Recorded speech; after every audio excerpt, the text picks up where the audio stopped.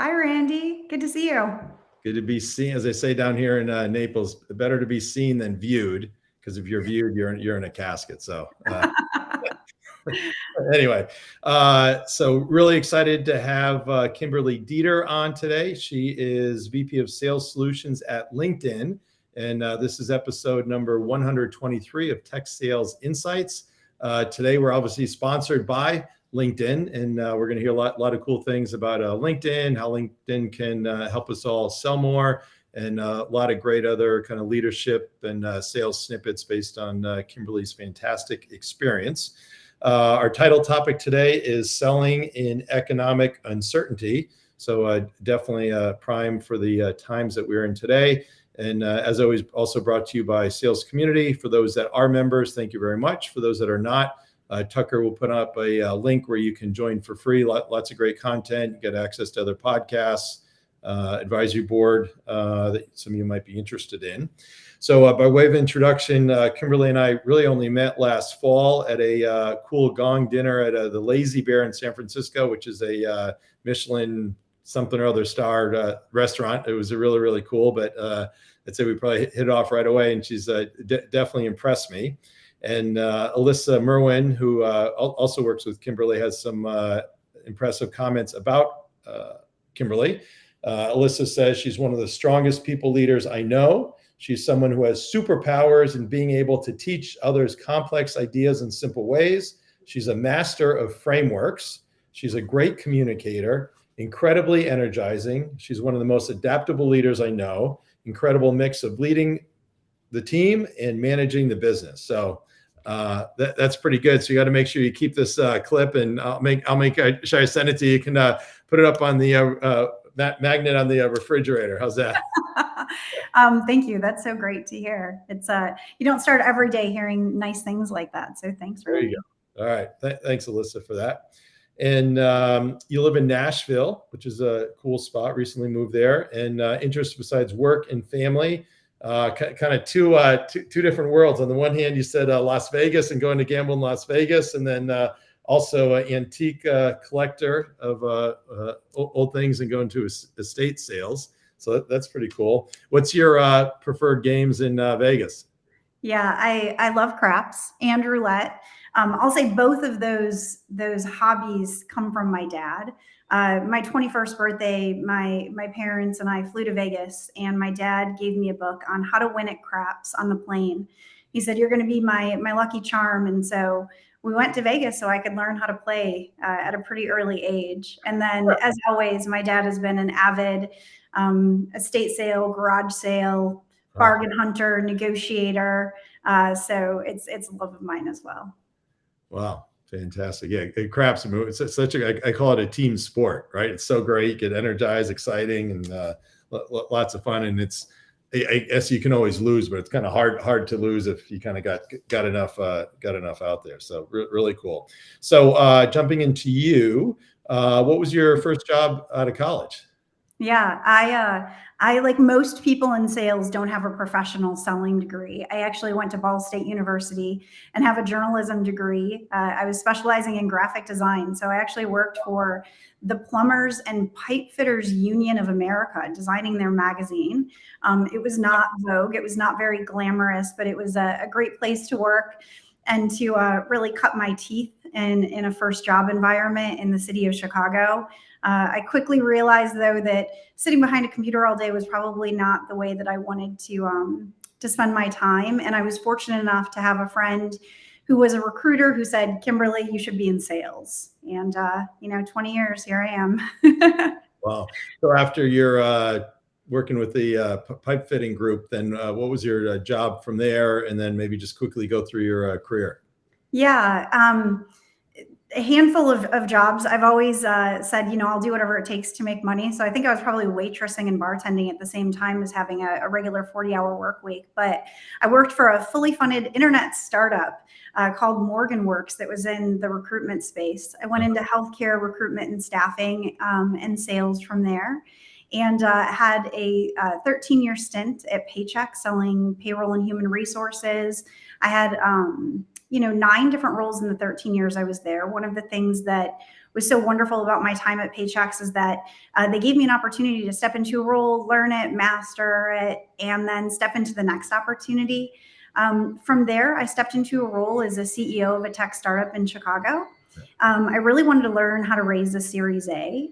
So when we went from our pre-seed to Series A, I deployed the capital and was recruited to come to LinkedIn. Wow, awesome. And then, so at LinkedIn, you're part of the sales solutions group. And on the one hand, LinkedIn's been around forever. So I may say people may take it for granted, but there's really a lot of cool things that are going on now. And then a lot of things that, LinkedIn's doing going forward.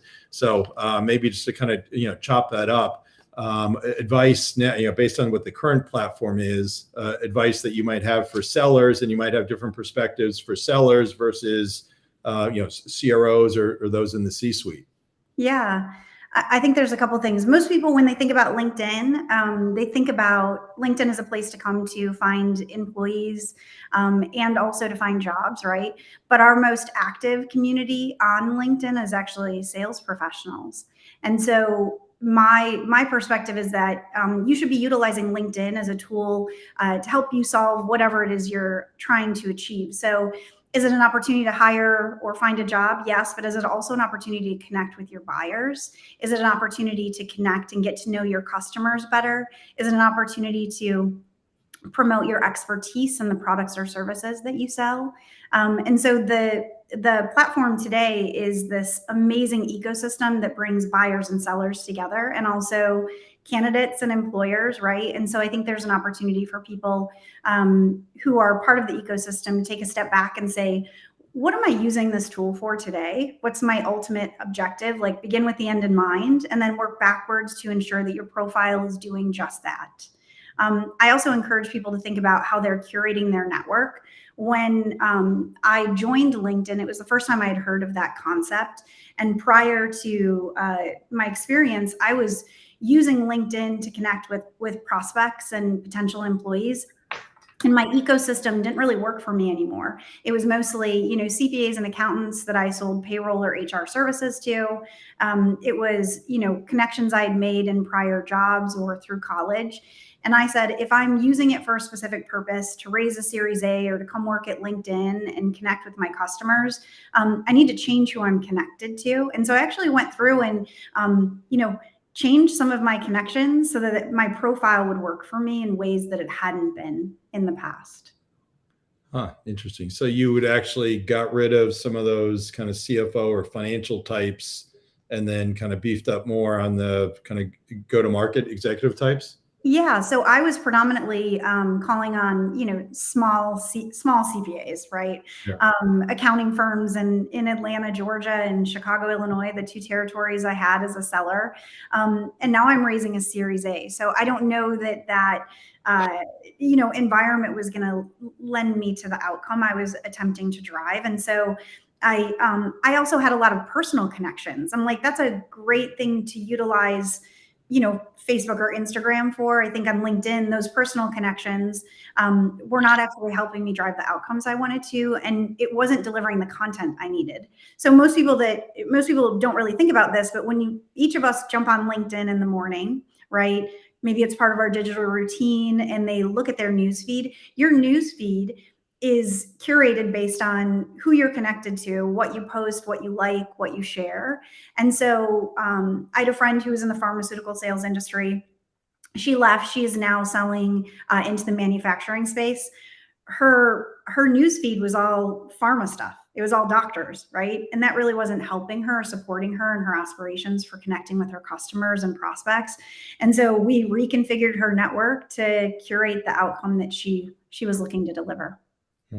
And for those that aren't familiar, so if you say news feed, is there anything that they need to kind of set to make sure they're doing it, or they just kind of go to the setting that's kind of, I think it says, something for you or something like that, right? Yeah, so there's 4 buttons on the bottom. Your news feed is, I think it's the second button over to the right. It's like muscle memory for me now, so I'd have to open it up and actually look at it. But if you're on the mobile app, you're going to have your profile, you're going to have a search tab, and then you're going to have your news feed, which will allow you to see that content that is delivered to you specifically for what it is you're trying to achieve on the platform. Yeah. And something I always try and tell sellers is if there's somebody that you're, say, if somebody's trying to sell to you, go look at the things that you're posting, comment on those. You're likely, 1 out of 5 times you're going to respond and say, "Oh, thanks, Randy. Appreciate you commenting." And then I can then follow back up with you. "Hey, love to talk to you. Here's what we do." And I might still be totally unknown to you, but at least you say, "Well, the person commented," and you can kind of have a little back and forth. And more times than not, potentially actually get that meeting because you're actually showing interest in the person in terms of what they're posting or what they're talking about. Do you find that as well?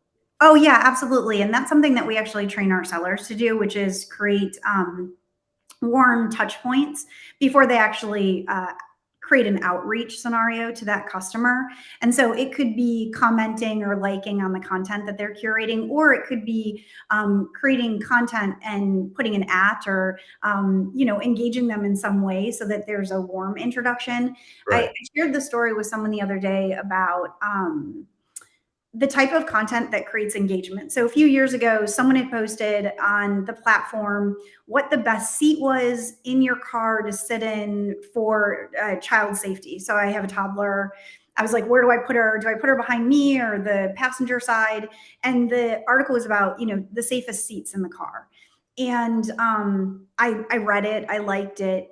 And it was it had nothing about Volvo specifically, but it was written by a gentleman who worked for Volvo that was in sales. And so my perception then was that Volvos are the safest cars. So when I went to go buy a new car, I ended up buying a Volvo. And I don't think I really put the connection together. I just had this perception that it was a safer car.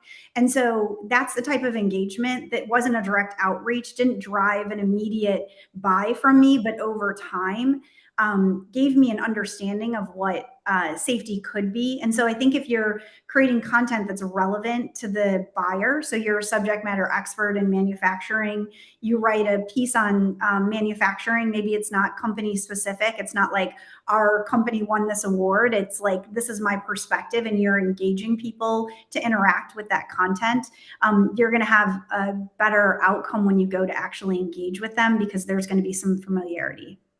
Wow. And then that may touch on some of the aspects of kind of the gold standard of content. But if somebody's trying to post something that they want to go, viral, I guess, for lack of better words, kind of what are some tips and tricks there?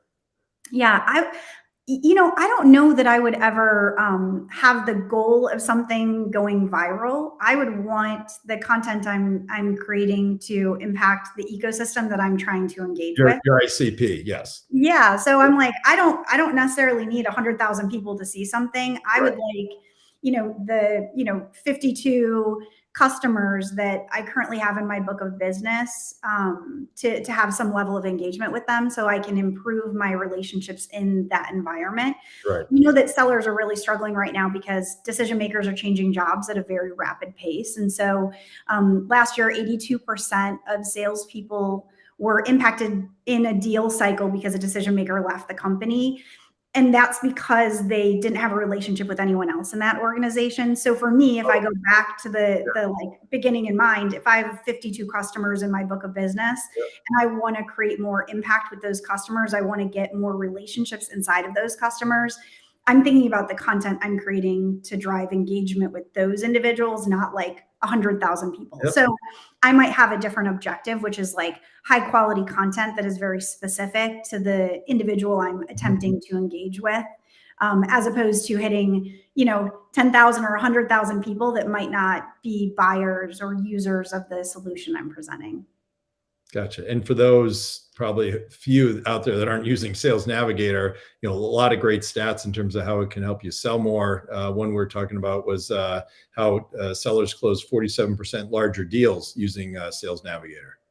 Yeah, a big part of that is because we know that top performers have almost 5 times as many relationships inside of a customer as someone who isn't using Sales Navigator. So when we look at those top performer behaviors or habits inside of Sales Navigator, we can see that they have a stronger, and we call it like relationship density inside of that client base. And relationships matter. So we're seeing top performers do a couple things. One, really, really ensuring that they have the right relationships inside of their customer base. doing more research on the front end before they're engaging with those customers. And then the third piece is, because it's simple to keep the R in mind. So relationships, research, and then right time. We want to make sure that the time you're reaching out, there's some like buyer intent that's influencing that outreach. The pandemic really damaged the brand further for sellers. People were like loading up, and we say the spam cannon of contacts, and then just emailing thousands of people every day to try and find a needle in the haystack. And we saw response rates in email drop 30% because people are like, look at all this junk mail I'm getting from salespeople. And so we don't want people to do that. We want people to engage when a prospect is interested in buying, when it's the right time, and they've done their research and they've established a relationship. Wow, that's great. And this is a self-serving question, but I think LinkedIn still has that max of 30,000. So I know early on I was pretty flexible in terms of who I accepted. Now I am super picky because I don't want to have to go through the process of cutting people out. So I assume you have that maximum in place intentionally because you want to make sure it is people that people care about and want to be connected with, as opposed to just random people. Yeah, I don't know what the exact max is off the top of my head. What I will say is that it goes back to this like concept of curating your network. Right. Begin with what your objective is, and then design that community to help you drive that outcome. So if you're looking to hire, it might be a different community that you're engaging with than if you're trying to help your customers solve problems. Someone who is in acquisition might have a different network than someone who is a relationship manager who owns a specific set of accounts. But I always encourage people to go through and look and say, is this relationship serving the desired outcome that I've identified as my goal for using this tool? I would also say, and I think I heard this when I first started at LinkedIn, there was a third-party survey done, and it was asking people how they feel when they use social media. It said that when they use Facebook, it makes them feel angry. When they use Instagram, it makes them feel happy. And when they use LinkedIn, it makes them feel productive. And that really resonated with me because I want to engage in a tool throughout my day that is making me feel productive and is actually delivering an outcome. It's not just a place to go to hit connect, but it's actually to deliver that outcome that is important to the goal that I've set for myself. Yeah, and I got my weekly post. It might be old school, but I'll say it might be old school, but I don't do anything on Facebook. Instagram, I just have kind of reluctantly because sometimes there's something one of the kids posts. Twitter, I think I only do if somebody sends me something and it's about one of my kids, then I'll like it or whatever. But I totally agree on the LinkedIn from a productive perspective, and I also wonder if it's going to start to expand over a little bit with some of the kind of personal side, because if I'm posting about one of my kids is doing baseball, that may not be professional per se, but then it's something that I've got an interest in. And then people will kind of, connect with me kind of from that perspective. Then that may be more personal connection then leads to something that is kind of more on the professional side. Do you see that starting to happen? Yeah, I do, but I think we also have evolved into a place where there's no such thing as work-life balance. I work from home. My kids are here, right? Like the cat's going to roll in any moment. I don't think that we separate the two. So I think it is okay that comes through. I would also say that when people ask me about their profile and they're like, what do you think about it? I'm like, well, it tells me what you do, but it doesn't tell me who you are. And I hire employees and I want to know what's important to you. And so if you change the lens in which you're looking at your profile and you say, who am I, not just what I do, your profile will look more like someone who is, passionate about leadership, and that you're a big fan of your son playing baseball at Alabama. And, you really care about solving people's problems. It's not that I have 5 years experience at this, and this is how many connections I have. And this is, I follow this company on the platform. So it is going to have that blend. And I think that's important too, because we're humans and we're people and we work with people and we care about people. And, we're not just, resumes or CVs. So I think it's okay to have some of that content as well. Totally. So we could talk all day. The whole LinkedIn platform is amazing, but I'm going to move on. We can maybe do a separate webinar on Sure. LinkedIn for sales leaders. But what are your perspectives on how you've seen sales change over the years, certainly with the pandemic as well?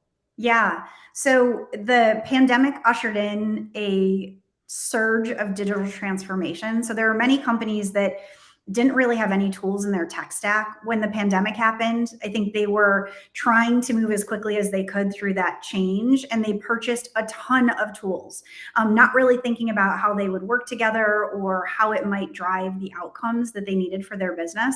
And I think that rush to digital transformation created this thing that I call tool fatigue. It's like your sellers have too many tools in their tech stack, and they're toggling between different tools that they don't have mastery in, and they're actually less productive because of the volume of things we've purchased and asked them to use in order to potentially drive this transformation. So in the past, I'll say 18 months, we've seen companies going through what I call the great rationalization, where they're actually looking at their tech stack and they're saying, what is actually delivering the right ROI for our business? And how is this helping drive our goal or outcome? So that's the first bucket. The second is we know that, and this is pre-pandemic, so this has been evolving for quite a while. When I was actually a salesperson in IC carrying a bag 20 years ago, we engaged with our customer in the first mile. So we would inform them of our products and services, and then they would meet with a couple different salespeople, and they would use the information that we shared in order to make the decision. Now, most of the information that buyers need is available to them at their fingertips, right? And so buyers are not engaging with salespeople in the first mile; they're engaging with people in the final mile.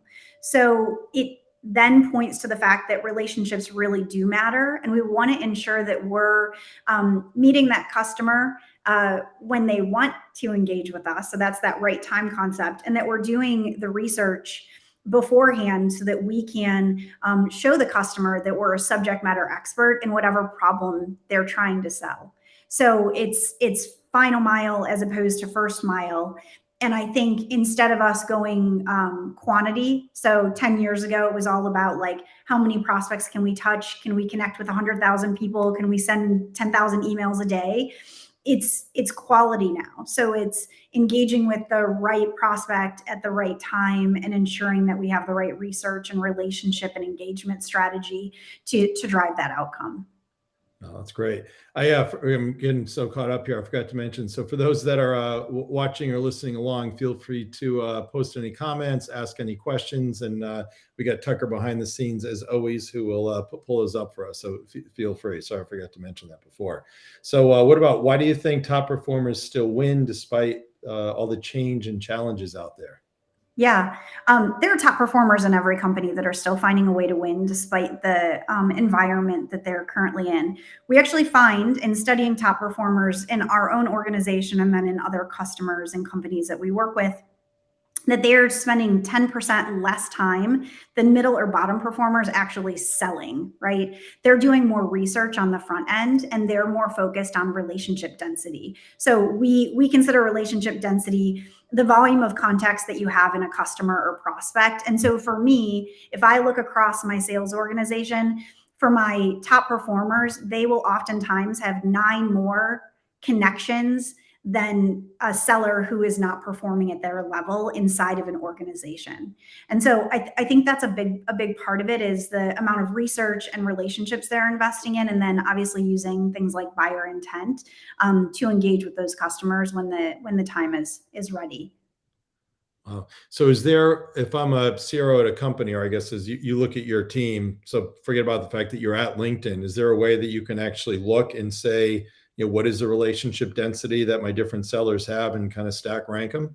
Yeah, obviously you would want to use Sales Navigator, so that would be something that we could help you with. But I would say if you wanted to do it on a one-on-one basis, I would imagine I would sit down with the top performer and I would say, show me your top prospect or your largest account this year. Now show me how many connections you have in that account. You could see that just on the .com platform, and then it would give you an indication of how successful your reps have been in investing in those relationships in the past year.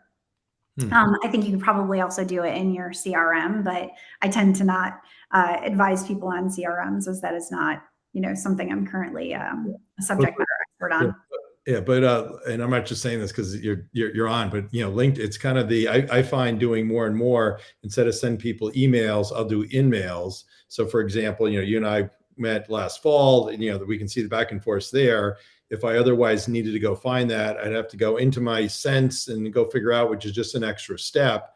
And so more and more, I find myself now, instead of texting or emailing, I actually just go to LinkedIn and do an email that way. And it's kind of, then you've got your own, almost like, I've got my own file on you, because that keeps track of all the correspondences that we have, which is really cool. So then if you're a sales leader, then you can kind of, as you're sitting down, you can say, okay, what is your back and forth, and you can tell, are those real relations? Is it just a connection, or are you actually having some interaction, engaging, right? Yep, absolutely. I would also say that, I get north of 300 emails a day.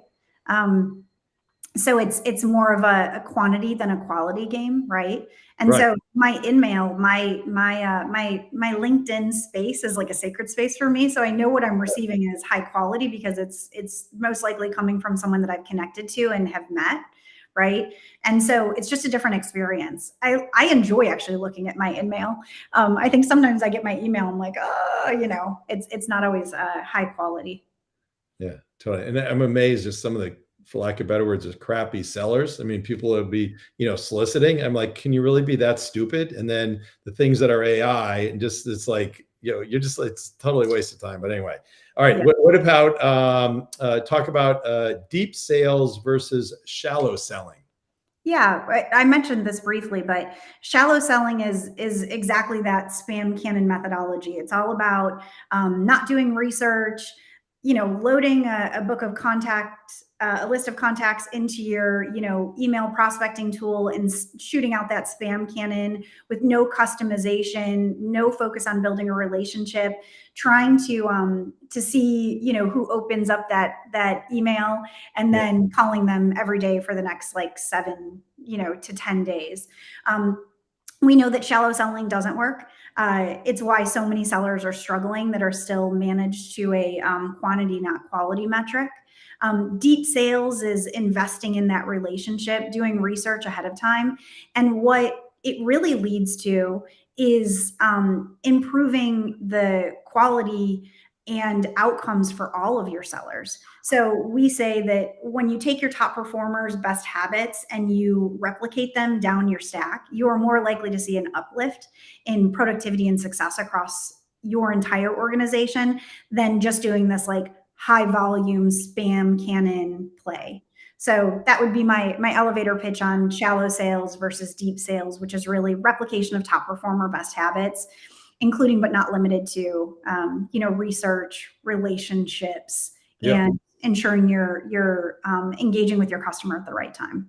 Yeah. You could call it a top performer sales versus bad performer, bad sales there, for sure. Yeah, I mean, Randy, you had asked me if there was any sales methodology that I, was really attached to, or anything that I had read recently that was really exciting. And my answer is that I think many organizations find this sales methodology that they love. They hire the author, they bring them in, they do like a 6-week training, and they don't see their performance curve improve at all. My opinion is that if you were just to take your top performers and understand what their behaviors are and create your own playbook from what your top performers are doing and replicate that down into your organization, you would be more likely to improve the performance curve, which is essentially deep sales, because we know your top performers are doing more research. We know that they're selling less, and we know that they're not, loading a spam cannon and sending out 1,000 emails a day. Yeah, I tell you, every Zoom or call or meeting I have, I take whatever 10 minutes beforehand. I'll always go through, and with the mutual connections, we'll then write down. Again, I'm old school, writing my notebook, but kind of write down who do I know well, so that way, then if I'm talking with the other person, then hey, here's the ones I know well, and of those they'll know a couple, and that helps to kind of break the ice immediately, because then you have the common ground with kind of whoever that is.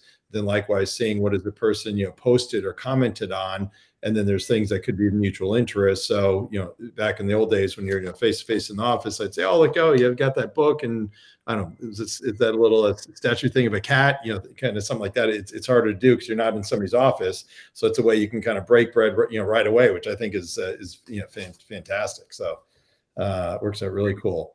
What about trends that you're seeing on the horizon or in the future for sales? Yeah, I think there's a lot. I mean, if unless you've been on vacation and you haven't opened a newspaper or your phone, you probably have been hearing folks talking about AI.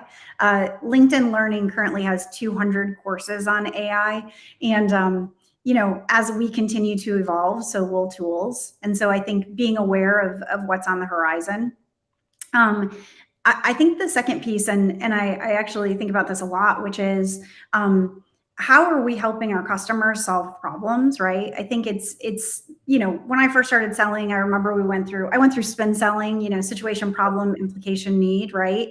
And it was a lot of, the feature solution selling as opposed to actually helping our customers solve their bigger problems. And so I think as people will be doing, more research on the front end, we need to come in with a more holistic approach to our customers.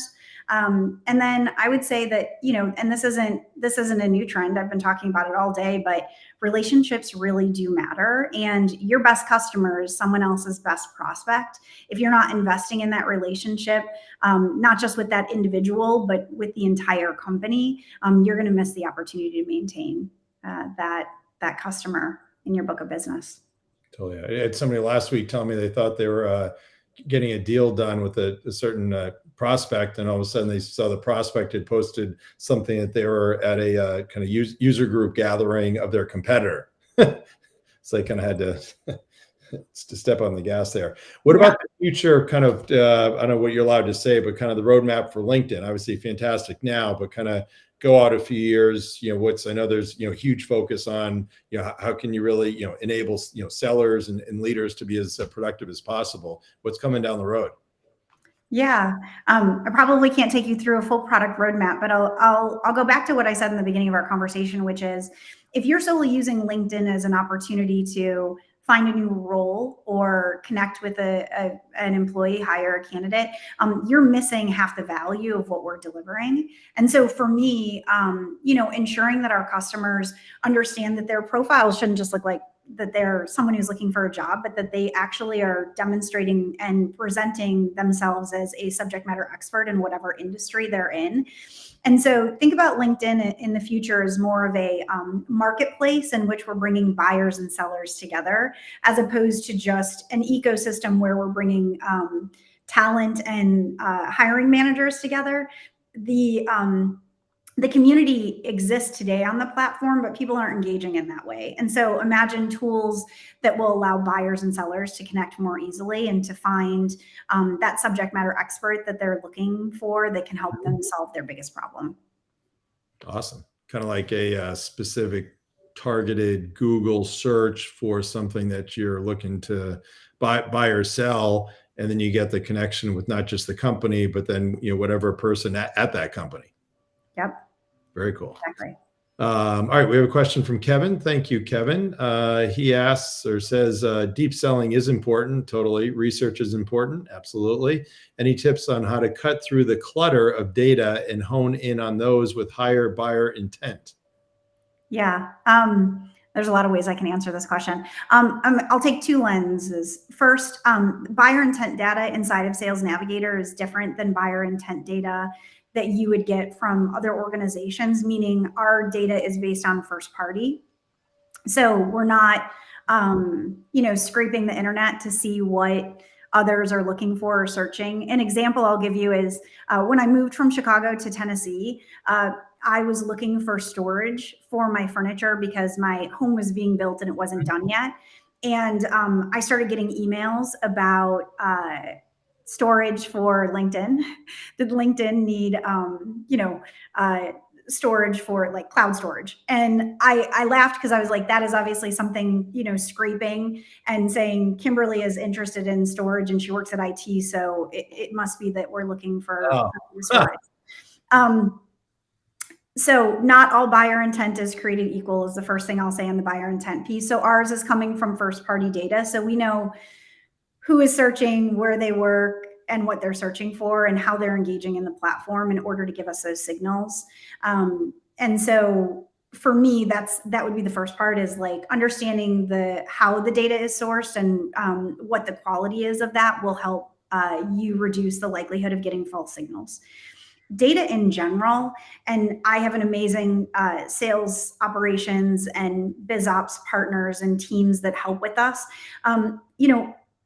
There's a lot of information out there, but I think the best thing you can do is identify who your best customers are, and then look at the information that is going to help you understand what's like for like. So if I see a specific industry profile, a specific customer size, if I see their spend, their growth rate, and I see that is mirroring the top 25% of my customers who are receiving the most value, that is a strong signal for me to replicate that customer as a prospect. I had a conversation with a customer last week, and they have really broad territories. Their sellers can pretty much sell anyone in the US. So they're like, 10 million available small businesses in the US are prospects. And I'm like, wow, your sellers must be really frustrated. Like they're probably calling and hearing no a lot. What if instead of giving them unlimited prospects, you were to say, these are our customers who are seeing the most value. This is a whole set of customers that look and feel like them. Why don't we try them first? Because we know that they will be more likely to see ROI. And so I'm fortunate that I have a team that helps me do it. But I think understanding what you're trying to accomplish, beginning with the end in mind, right? And then working backwards to understand what data creates a like for like opportunity. Awesome. Great. Well, Kevin, thanks. And a reminder, any others watching or listening, feel free to make any comments or ask any questions for sure. So our title topic is or was selling in economic uncertainty. I think we've touched on most of the main points there. And anything else that you would add? Yeah. I would just say that, unwelcome outreach impacts our brand, not just as sellers and sales professionals, but also our company's brand. And so, we did the same thing, 30, 40 years ago with telemarketing. And then all of a sudden people, there was telemarketing laws in place and people started getting, caller ID. It's like, I don't want to do that again. And ruin the brand of sellers. And so I would say do research. You mentioned it earlier, Randy, like create warm connection points before you engage, and really ensure that you're investing in meaningful relationships. Like that's what LinkedIn is all about. Totally. What's your philosophy on sellers doing cold calling to people's cell phones? Yeah, I haven't answered a phone in 4 years. Like, unless it's my daughter calling, like, I don't know how many times someone is actually answering that call. And I would still say it's the same perspective. Like, how much success are you having calling me, at random without having any connection or research?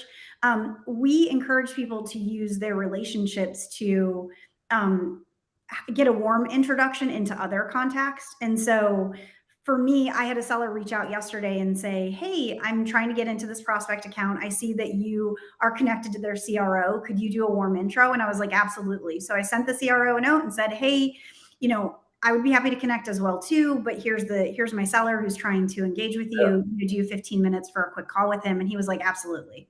So I think for me, I would rather invest in taking like 5 minutes in the morning and doing a little bit of research and then asking for a warm connection than getting someone's phone number and calling that CRO. Chances are he wouldn't answer the phone. And even if he did, it's probably not going to get you from point A to point B.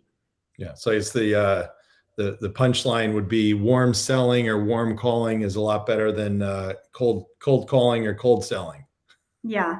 I think the last time I answered a phone, I was expecting a delivery and it was a random phone number. And it was someone who was trying to sell me leads because they thought I was a lawyer and that I might need a list of people who had been in car accidents for personal injury cases. And I was like, this is hilarious. Like, I was more interested in how they got my phone number and why they thought I was a lawyer when all you had to do is look me up on LinkedIn to see that I don't own a personal injury law firm. Yeah. So the juice is not worth the squeeze there. Like, take the 5 minutes, research to see if that contact has any common connections, and then ask for a warm introduction. Yep. All Absolutely. day. Awesome. So you had a cool post. I think it was a team gathering that you had that Lindsay Cole helped put together, and you gave her a nice shout out. Yeah. I wouldn't be able to do what I do without Lindsay Cole. She's like pretty much the most amazing EA and partner one could imagine. And I think that, listen, this is all about like selling in a tough macro. I think the job is tough for everyone right now. And if you don't have people that you can lean on that can help you get shit done, you're going to be in a much tougher position. And I'm fortunate to have someone who is, my partner in all things when it comes to work. And so I wanted to send a shout out to her. We used to be all in the office. She's in Arizona. I'm in Nashville, and I sent her a gift, but I wish I could have, jumped on a plane and taken her out to a nice lunch like we used to do. But I thought at the very least I could send her a nice gift and throw some recognition to her on the platform, because she's amazing. Awesome. Great job, Lindsay. So Alyssa had a lot of great comments for you. One thing in particular I'd love to hear more about is she says you're a master of frameworks. Yeah, thank you. That's always nice to hear. I try and distill the complex into something that is memorable. I'm a big fan of creating an acronym when relevant, and giving people something that is tangible. I think that most of what we're doing today can be summed up in 2 or 3 bullet points if you want people to remember. And so I try and do that as often as possible. I even did it with our conversation earlier today with the 3 R's when Right. thinking about deep sales, because you want to give people something that they can take away and then replicate as quickly as possible, that might drive impact for them or otherwise. Yeah. It was relationships, research, and what was the third one? Right time. Right time. There you go. All right. Perfect. What about advice for people breaking into tech sales? Obviously, a lot of things. Maybe just pick one. Yeah.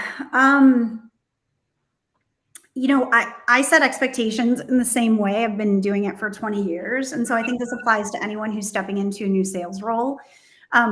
What I expect of my employees, regardless of their level, is attitude, activity, accountability, and then ultimately attainment. So here you go, another framework. And actually, I stole this from a mentor of mine, Chris Timmel. I might have tweaked it a little bit, but the first 3 are the most important. Show up every day with a positive attitude, right? Yep. It says more about what you can accomplish than anything else.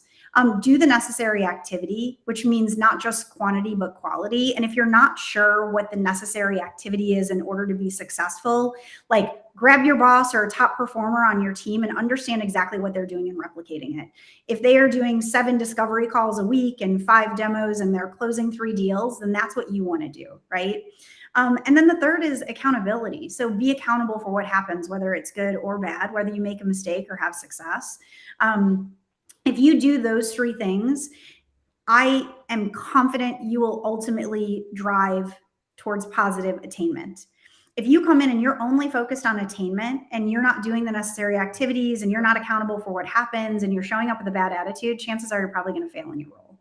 And so for me, if someone can demonstrate, even if they're new in role and they need a minute to ramp, and maybe they're not crushing attainment out the gates, but they're doing those first three things right, I know that they will be successful. And that is proven, tried and true expectation setting for the past 20 years. Like, it works. That's exactly what you can see in all of our top performers. Totally. I always laugh. You have somebody that may crush the numbers and they get a bluebird deals, but the behaviors are bad, versus somebody who maybe number is short a goal, but the behaviors are awesome all day long. I'd rather have the person that has the right behaviors, because over time that person's going to be far more successful.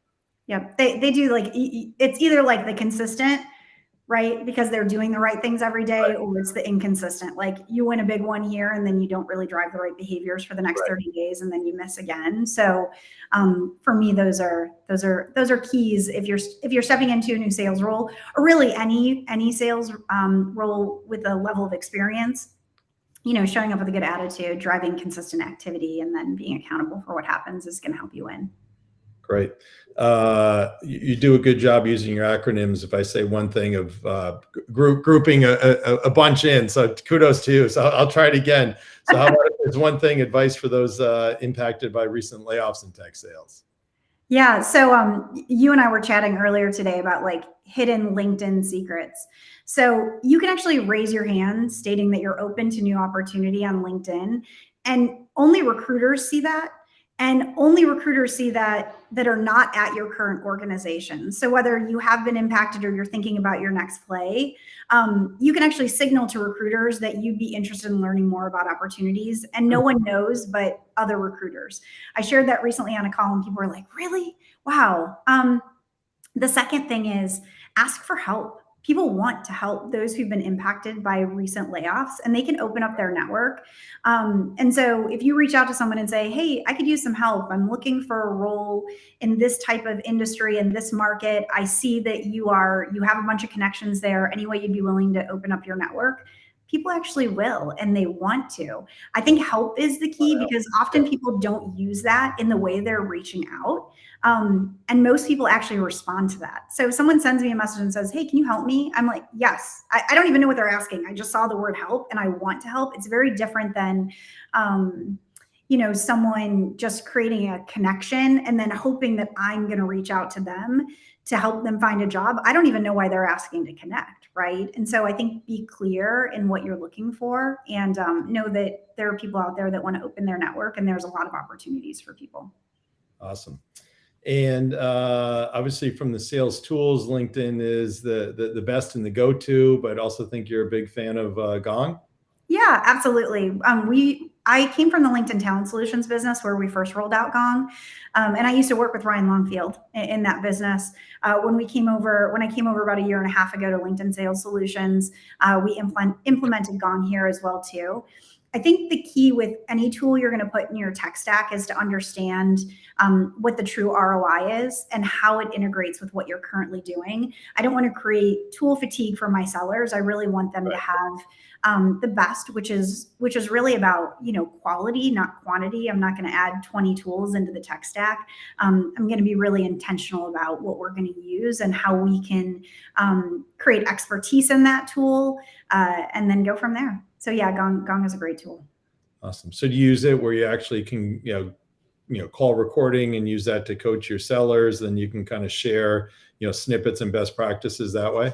Yeah. And at my level, our frontline managers and second line managers are doing a lot of the call coaching. Yeah. I'll say for me, let's say we roll out a new product and I want to see how often we're talking about that product. We'll look at my entire ecosystem and look to see how often that product was named or called out in the prior week's calls, just to see how the training and implementation and activities around that are actually driving that behavior as like a marketing effort, which I think is really amazing. I mean, I could go on and on. There's a ton of use cases, but I think it is different at the front line than it is at the VP level.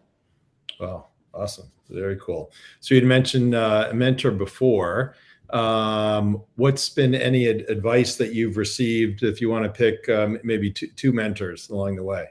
Yeah, that's great. I worked my first sales leader that I really loved working for, sat me down early on in my career and really was like, hey, you don't lack any of the skills you need to be successful. Like your biggest area of opportunity is that you don't have a goal in mind. Like I was, working for autonomy and freedom and flexibility. And I didn't realize the importance of understanding what it is that you want to accomplish. And so I think a lot for her and for me since then, I think a lot of people who are struggling right now probably haven't set a clear goal or objective. Like they don't really understand the why behind what they're trying to accomplish. And so it feels less purpose driven. And so I know it seems very simple and basic to think about goals, but it's like we are in a immediate gratification society. If I want something, I can order it and have it here in an hour. And so there isn't this like prolonged effort or energy against a long-term goal. And so I think there's an opportunity for us to reset what it is we're trying to accomplish. And if it isn't a prolonged goal that you're trying to reach, it's understanding what the why is behind, doing what you're doing. And so I think there's a lot of folks that are lacking fulfillment because they don't have a purpose, because they haven't thought about the why or the objective behind what they do every single day. So I would say that originally came from the first sales leader that I really enjoyed working for, Susan. Gosh, there's so much great advice I think I've received over the years. I would also say, I'm going to go back to the help thing I mentioned earlier. Yesterday I was asked about the biggest mistake I've made as a leader, and I would say not actually asking for help. I think there's a little fear and imposter syndrome in most of us when we step into a new role, and we surely don't want our boss to think that we were not the person that they should have hired. And I think too many times in my career, I've gone too long before I've raised my hand and said, I need help. And so when I came into LinkedIn, I was really struggling with the way we forecasted. And I was a little intimidated to ask my boss for help. But finally, after trying to figure it out 20 different ways, I finally sat him down and said, can you please show me how to forecast? And he was more than happy to, grab a marker and a dry erase board and spend an hour to walk me through that methodology. And so I think things are really hard for people right now. And what is making it worse is that people are afraid to ask for help, when I think it's, our responsibility as leaders to ensure that our employees are successful, yet our employees are afraid to ask for help. And so I would say that was also like a good lesson learned, that people are generally willing to show you the way, and that you don't have to struggle on your own. And it's okay to not know everything. Things are changing really, really rapidly. Well, that's great. Anything else you'd give your younger self advice on? Someone had said to me once that there was a point in your career in which you were in your like prime earning years. And so I made a lot of sacrifices in that specific time frame to make as much money as possible without really thinking about what was important to me. And I actually think that was a mistake. I don't think there's such a thing as your prime earning years. Your prime earning years can be at any point. And also, is that even the most important thing? I'm 59, so I'm still. Yeah, maybe that hasn't happened yet for me, but I think that I over indexed on that statement, and I said, oh my gosh, I might only have this 10 years to make as much money as I possibly can, and then my income will start to decline. And I think that was the wrong direction. Good news is I figured that out shortly into that misunderstanding, and I realized that I was actually and should be on a constant skills journey. So my objective then switched from how much money can I make to how much can I learn. And so everywhere I went, I was on this pursuit of new skills I could acquire. And that's when I think I hit my prime earning years, is because the more skills I acquired, the more success I found, and the more opportunities that opened up. And so I think, if I could go back and tell myself something, it would have been like, don't worry about the money. Just continue to go on this path of being a constant learner and acquire as many skills as you possibly can, and love what you do. The Happiness Advantage, great book. It says people who are successful aren't successful because they made a ton of money. They're successful because they do what they love and what they're passionate about, and then the success comes. And I think the inverse is really important to understand. Awesome. Well, we're just about at the end. We touched on lots of great topics. You've been fantastic. Anything else that you're particularly passionate about that we did not cover? Yeah, I would say if anyone's on the call and I can provide any help or resourcing, don't hesitate to reach out to me on LinkedIn.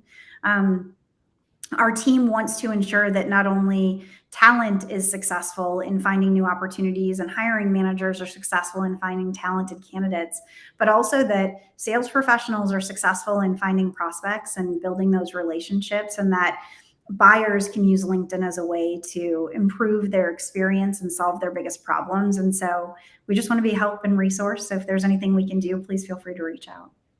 Awesome. Well, you've been fantastic. Thank you, Kimberly. And then Angela was also behind the scenes helping get this together for us. So thanks to Angela. Thanks for Tucker. Also working on the tech with all this. And next week, we have episode number 124 with Jeff Deppa, who is the CRO of Gainsight. I think they're probably the leader on the customer success side of things. So that will be interesting as well. So everybody that's watching, thank you so much. And for those, a lot that are going to be watching the recording, obviously LinkedIn, a lot of cool ways, as much as you may think you know LinkedIn and you're using it, a lot of other ways that you can use it different and better. And then Kimberly, so if somebody's watching and they say, okay, hey, how do they, obviously there's LinkedIn learning tools, anything particular or any direction that you would give them if they want to know how to leverage LinkedIn even more? Yeah, I mean, you can go to LinkedIn Learning. There's a ton of resources there. If it's specifically around Sales Navigator, reach out to me. I'll make sure that someone on our CS team engages with you to give you a training or a tip there. And I would say, think about your objective with LinkedIn. What is it that you want to get out of the tool? And then work backwards, right? So whatever that problem is that you're trying to solve or that objective that you have, start there, and then you're more likely to find the outcomes that you want. If you're not seeing value from LinkedIn today, it might be because you've missed that step in assigning your objective and then ensuring that the platform is working for you. So good luck, everyone. If there's anything I can do, please let me know. Awesome. All right. Thanks. Have a great day. Great week. Thanks, Randy.